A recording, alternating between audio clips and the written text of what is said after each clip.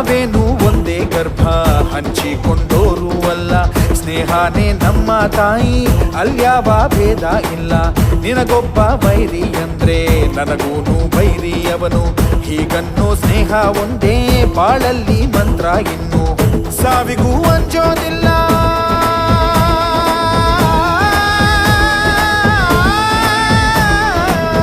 ಸ್ನೇಹಕ್ಕೆ ಒಂದೇ ಕುಲ.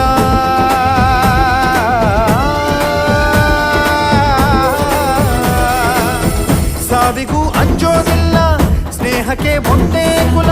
ಮನಸ್ಸಿದ್ರೆ ಮಾರ್ಗ ಅನ್ನೋ ಹುಡುಗರು.